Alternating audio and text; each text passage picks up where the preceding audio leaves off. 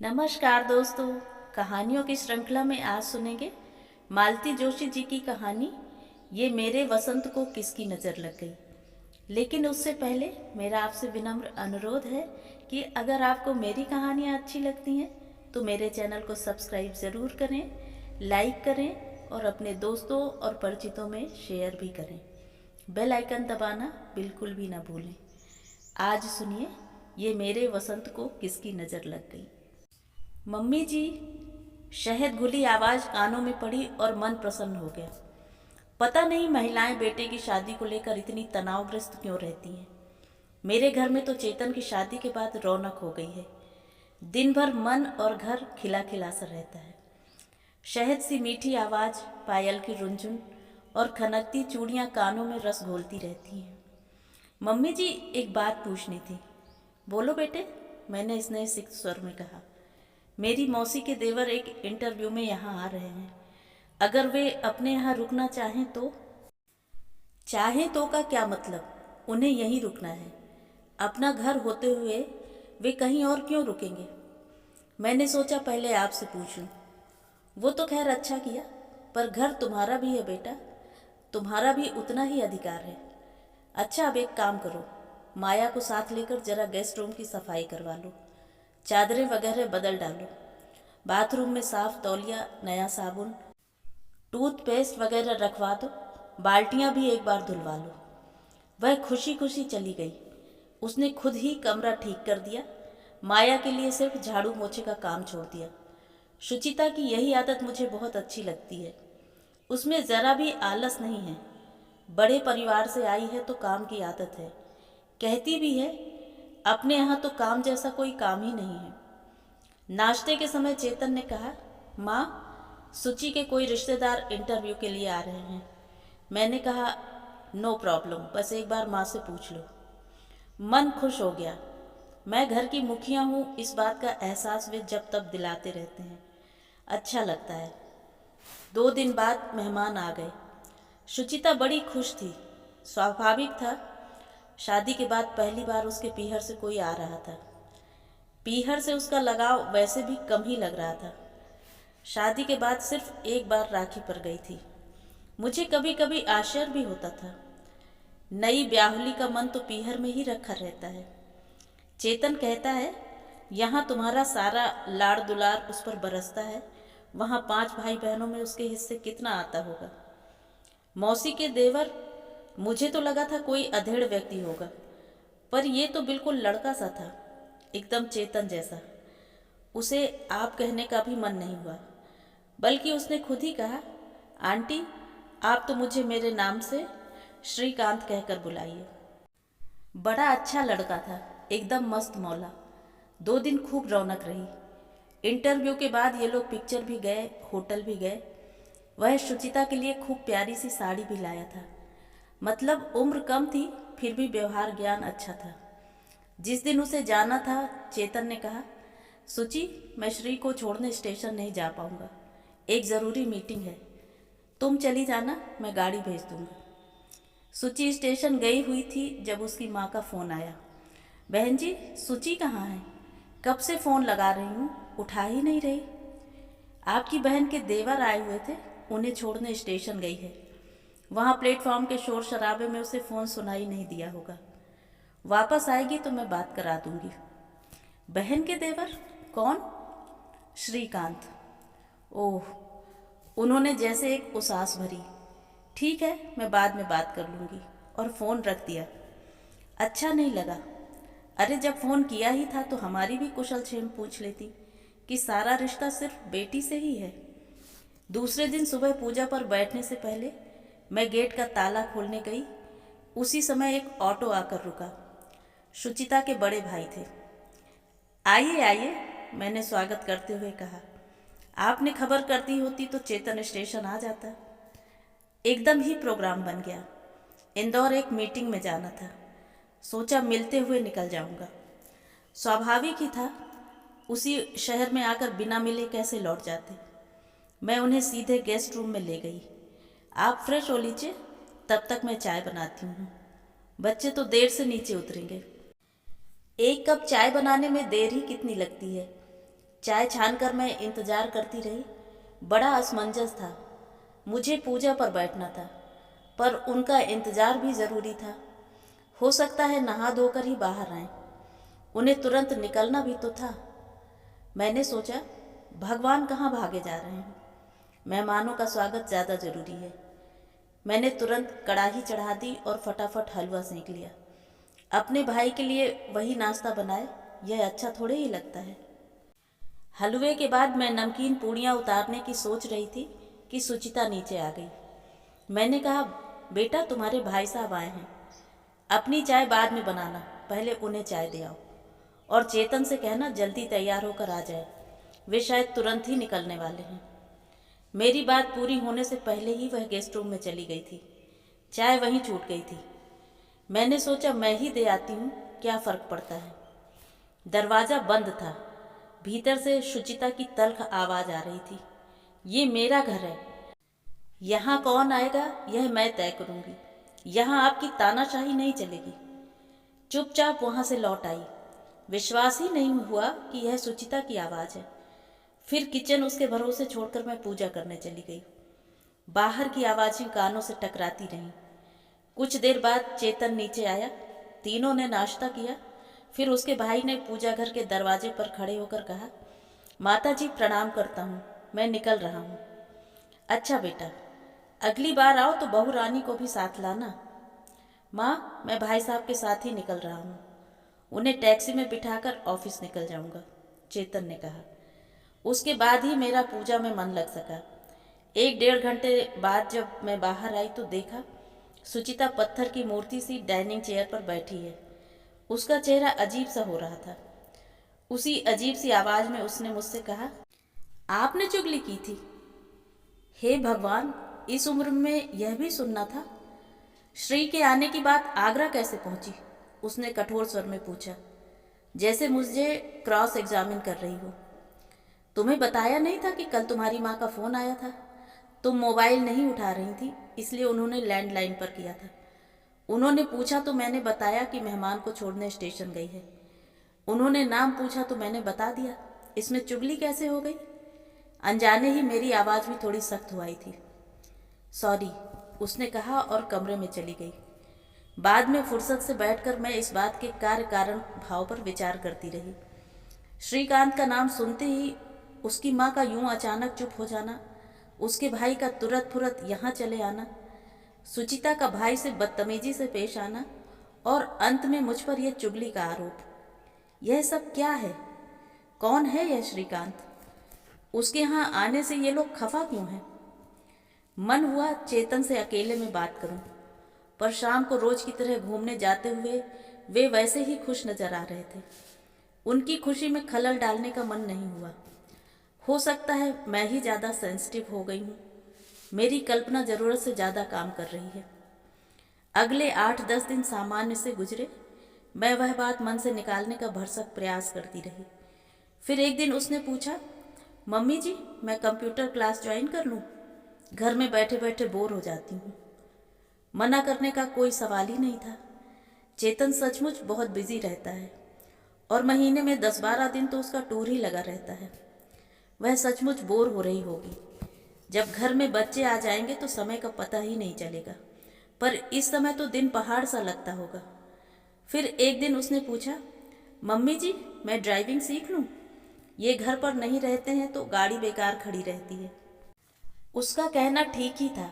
चेतन की अनुपस्थिति में गाड़ी सचमुच बेकार पड़ी रहती है। सुचिता को कहीं जाना भी होता है तो मैं ऑटो बुलवा देती हूँ।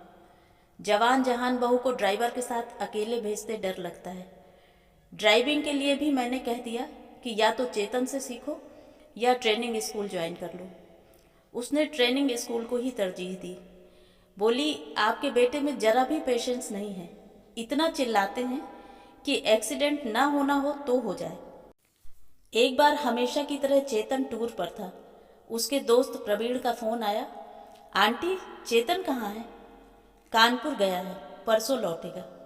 भाभी तो होंगी, उनसे बात करवा दीजिए। भाभी तो सहेलियों के साथ पिक्चर गई है। इतनी जल्दी भाभी ने यहाँ सहेलियाँ भी बना ली? इतनी जल्दी कैसे? शादी को पूरे 6 महीने हो गए हैं। प्रवीण थोड़ी देर चुप रहा, फिर धीरे से बोला, दरअसल भाभी को मैंने सीहोर में देखा था, इसीलिए पूछ रहा था। मुझे अच्छा नहीं लगा। प्रवीण का इस तरह मेरी बहू के बारे में पतासाजी करना एक अनाधिकार चेष्टा थी। इसलिए मैंने बड़े ही लापरवाह अंदाज में कहा, लड़कियां हैं, उनका कब क्या मूड हो जाए पता नहीं चलता।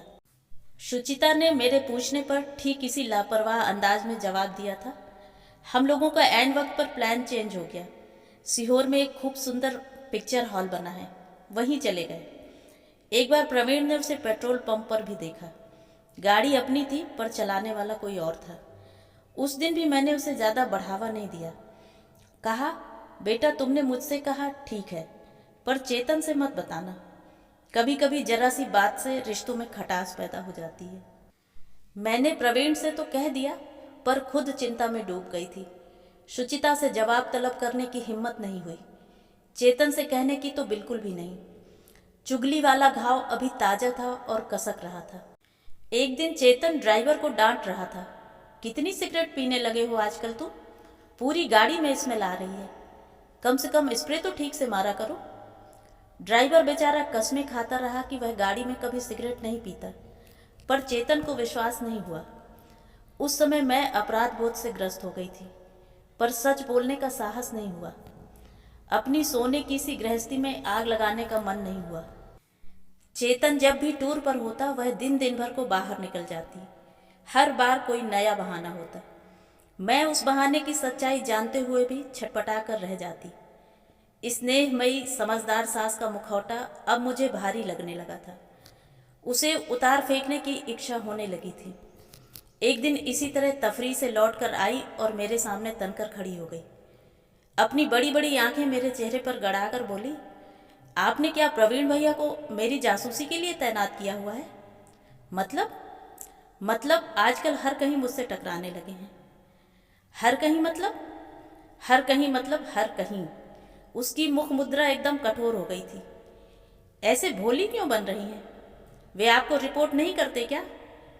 फिर वह मेरे सामने कुर्सी पर तनकर बैठ गई और अत्यंत कड़वे स्वर में बोली, माता श्री, आज आप सच्चाई जान ही लें तो अच्छा हो। फिर मैं भी चिंता मुक्त हो जाऊंगी और मैं भी चैन से सो सकूंगी। यह शादी मुझ पर जबरन थोपी गई है। अपने तानाशाह भाई का जेल से छूटने का यह एकमात्र रास्ता था। इसीलिए मैंने शादी के लिए हामी भरी थी। अब मैं उन लोगों को इस जबरदस्ती का मजा चखाना चाहती हूँ। उन लोगों को क्या फर्क पड़ेगा? वे तो अपने कर्तव्य से निवृत्त हो चुके हैं। सजा तो हम लोगों को, मेरे मासूम निरपराध बेटे को मिल रही है। मैं मजबूर हूँ, पर मैं श्रीकांत को किसी हालत में नहीं छोड़ सकती। और हाँ, एक बात और कान खोलकर सुन लीजिए। अगर यह बात चेतन तक पहुंची तो मैं सुसाइड कर लूंगी और आप दोनों को दहेज प्रताड़ना के आरोप में फंसा दूंगी।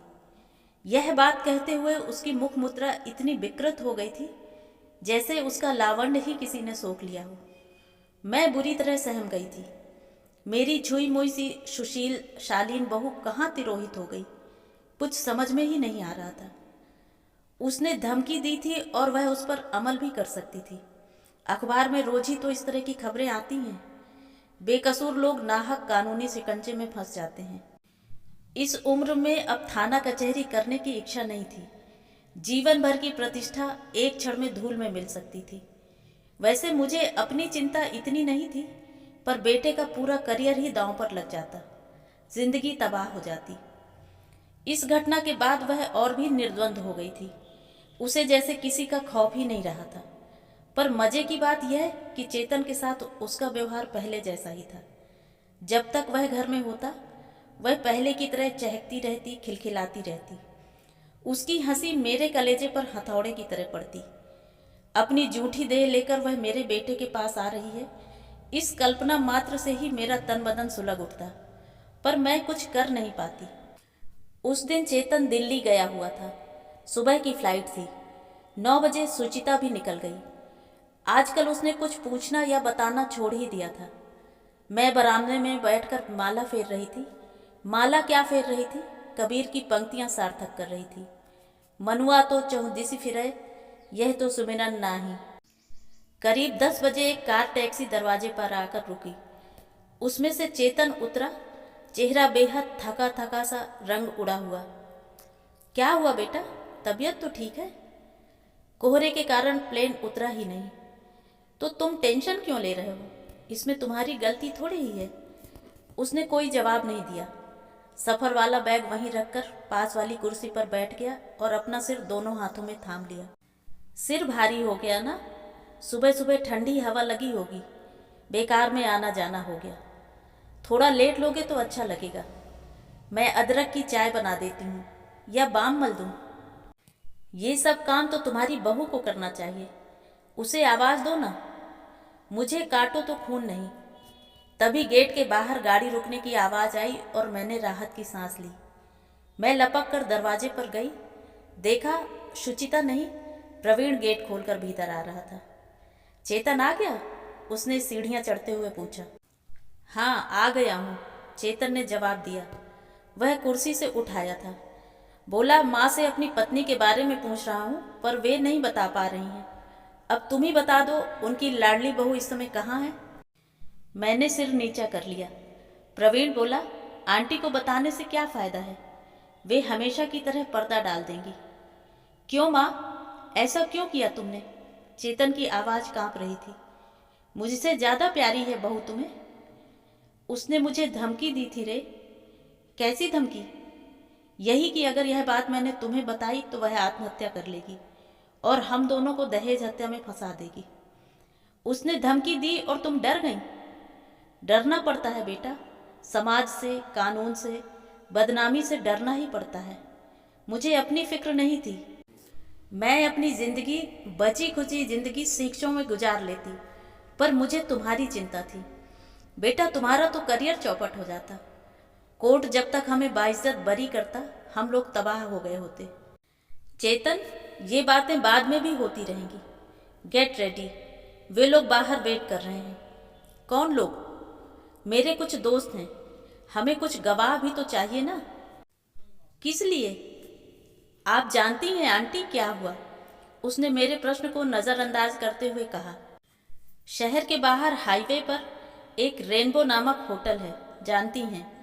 वहाँ आज हमारी बोर्ड मीटिंग थी। गाड़ियाँ मेहमानों को एयरपोर्ट लेने गई हुई थी और मैं होटल में सारी व्यवस्था देख रहा था। सारे काम निपटाकर मैं लॉबी में बैठा मेहमानों की प्रतीक्षा कर रहा था। प्रतीक्षा जरा लंबी हो गई थी क्योंकि फ्लाइट लेट हो रही थी। तभी मैंने भाभी को देखा। अभ्यस्त कदमों से वे काउंटर पर आई। क्लर्क ने परिचित मुस्कान के साथ उन्हें चाबियां सौंपी और वे ऊपर चली गईं। मैं समझ गया कि चेतन बाहर गया होगा, दिल्ली जाने के लिए कह भी रहा था। तभी खबर आई कि कोहरे के कारण विमान आज उतरा ही नहीं, ओवरफ्लाई कर गया। मीटिंग कैंसिल हो गई। मेंबर्स के लिए कमरे रिजर्व किए हुए थे। बुकिंग कैंसिल करने के लिए मैं काउंटर पर गया। मैंने रजिस्टर पर नज़र दौड़ाई। एस श्रीकांत के नाम से एक कमरा बुक था। भले आदमी ने नाम छुपाने की भी ज़रूरत नहीं समझी। So confident. मैंने तुरंत चेतन को फ़ोन लगाया। जैसा कि मेरा अंदाज था, फ्लाइट कैंसिल होने के कारण वह घर लौट रहा था। मैंने संक्षेप में उसे सब कुछ बता दिया। एक न एक दिन उसे पता तो चलना ही था। Sooner the better. चलो, पीछे से चेतन ने आवाज़ दी। जब तक मैं कुछ पूछती वे दोनों सीढ़ियाँ उतर चुके थे। मैं कहना चाह रही थी कि उल्टा सीधा मत कर बैठना, पर मौका ही नहीं मिला। मैं सीढ़ियाँ उतरती तब तक वे गेट पर पहुँच चुके थे और अगले ही क्षण गाड़ी धूल उड़ाती हुई आंखों से ओझल हो गई थी। उसके बाद जो धमाका हुआ है वह अवर्णनीय ही था। चेतन, प्रवीण और उसके कुछ वर्दीधारी साथियों ने होटल पर धावा बोला था। कमरा नंबर 402 जबरदस्ती खुलवाया गया। दोनों पहले तो सकपका गए, पर बाद में शुचिता ने बड़ी दिलेरी से काम लिया। साफ कह दिया कि शादी उसकी मर्जी के खिलाफ हुई है और अब वह तलाक चाहती है। उसकी दिलेरी से श्रीकांत की भी प्राण रक्षा हो गई। शुचिता बालिग थी और अपनी मर्जी से वहां पहुंची थी। प्रथम दृष्टया कोई अपराध नहीं बनता था। इसके बाद क्या हुआ, उन दोनों को कहाँ रखा गया, यह सब किसी ने मुझे बताया नहीं, ना ही मैंने पूछने की ज़रूरत समझी। वह अध्याय मेरे लिए एक तरह से समाप्त ही हो गया था। उसके घर वालों को खबर तो करनी ही थी। माँ बेटे दोनों तीर की तरह दौड़े आए। माँ जार जार रो रही थी और भाई गरज रहा था। कहाँ है वह कलमुही? मेरे सामने लाइए जरा, अभी उसकी गर्दन मरोड़कर आपके हाथ में देता हूँ। मैंने कहा, भैया हमारे लिए तो वह वैसे ही मरे के समान है, आप क्यों हत्या मोल लेते हो? वह बदमाश कहाँ है बताइए, मैं अभी उसे गोली मार दूंगा। तब तक शोर सुनकर चेतन नीचे उतर आया था। थके हुए स्वर में बोला, भाई साहब, जब तक तलाक नहीं हो जाता सुचिता मेरी जिम्मेदारी है, उसकी हिफाजत करना मेरा फर्ज है, इसलिए ये फितूर दिल से निकाल दीजिए।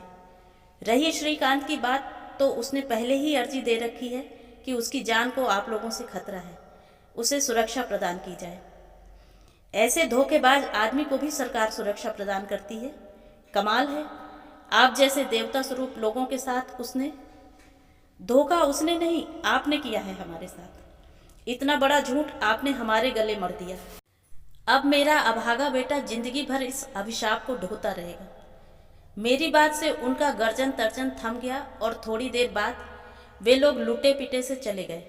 मैंने राहत की सांस ली। प्रवीण से शायद उसका गेट पर ही सामना हो गया था, क्योंकि आते ही बोला, ये भाभी के भाई साहब थे ना, शादी में देखा था, यहाँ किस लिए आए थे? बेटी का स्यापा करने। तभी ना चेहरे इतने उतरे हुए थे। आंटी, वी आर लकी कि आज बाजी अपने हाथ में है, नहीं तो इनके तेवर दूसरे होते। हमारे लक के क्या कहने। वाह, सच कह रहा हूँ आंटी, हम लोगों को बहुत सस्ते में छुटकारा मिल गया। वी आर रियली लकी, नहीं तो ये तलाक के मुकदमे खून निचोड़ लेते हैं। उसने चेतन की पीठ पर धौल जमाते हुए कहा, चीयर अप माय बॉय, जो हुआ उसे भूल जाओ, जो नहीं हुआ उसके लिए ईश्वर को धन्यवाद दो, कुछ भी हो सकता था। प्रवीण, मुझे तो विश्वास ही नहीं होता रे कि ये वही लड़की है जिसने मेरे घर आंगन को खुशियों से भर दिया था। कभी लगा ही नहीं कि यह शादी उसकी मर्जी के खिलाफ हुई है। वे 6 महीने मेरी जिंदगी के सबसे सुनहरे दिन थे। वह सब नाटक था आंटी, आप लोगों का विश्वास जीतने की साजिश थी। एकदम ही बगावत पर उतर आती तो काम कैसे चलता? आप लोगों की भलमनसाहत को खूब जांच परखने के बाद ही उन्होंने अपना असली रंग दिखाया। अब क्या होगा? जो भी होगा हमारे पक्ष में ही होगा। अच्छा, अब चलता हूँ, सुबह तैयार रहना। उसने चेतन की पीठ थपथपाते हुए कहा, वकील के यहाँ जाना है। प्रवीण के जाने के बाद वहाँ कितनी देर मौन पसरा रहा। चेतन उसी तरह दोनों हाथों में सिर दिए बैठा रहा। आखिर मुझसे नहीं रहा गया। उसके सिर पर हाथ फेरते हुए मैंने कहा, अब सोचना छोड़ दो बेटा। सुना नहीं प्रवीण ने क्या कहा? हम लोगों को छुटकारा मिल गया है, वह भी आसानी से। मैंने छुटकारा कब चाहा था माँ? उसका वह कातर स्वर मेरे कलेजे को चीरता चला गया। बेटा, इतना सब होने के बाद भी? हाँ माँ, मैं उसका तिरस्कार नहीं कर पा रहा हूँ। ना मुझे उससे नफरत हो रही है, ना उस पर क्रोध आ रहा है, क्योंकि नाटक उसने किया था, मैंने नहीं। मैंने तो जी जान से उसे चाहा था, सच्चे मन से प्यार किया था।